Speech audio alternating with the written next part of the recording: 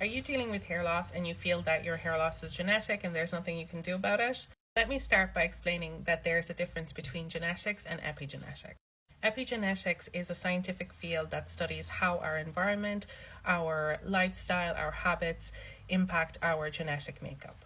So if you're a person with hair loss, you understand that there's an internal reason for your hair loss always.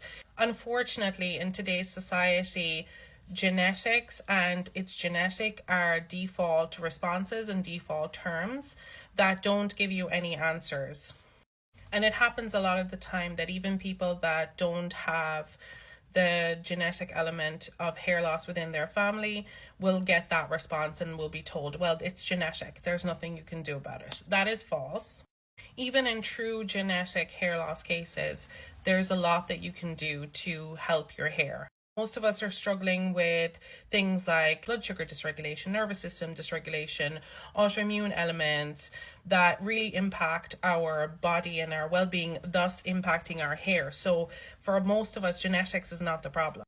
And this is why your environment, your habits, your lifestyle has the biggest role to play on what your hair looks like. The flip side of this is when you're genetically predisposed to metabolic issues, for example, or to autoimmune issues, or to issues with your nervous system. I'm going to use myself as an example. In my family, metabolic issues like insulin resistance, blood sugar dysregulation are a common thing. So I have to address that because that's going to keep getting worse with time. And that's the biggest reason for me having hair loss a few years ago, and what the majority of my other root causes stemmed from. So while my metabolic issues are genetic, my hair loss is not genetic. And I feel like that's the case for a lot of people, whereby your root causes are genetic, but not the hair loss itself. So this is just to say that do not underestimate the impact of your environment, your habits, your lifestyle, your nutrition, on your hair, on your well-being, and your health overall.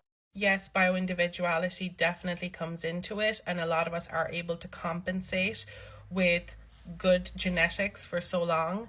However, you cannot outrun a bad lifestyle.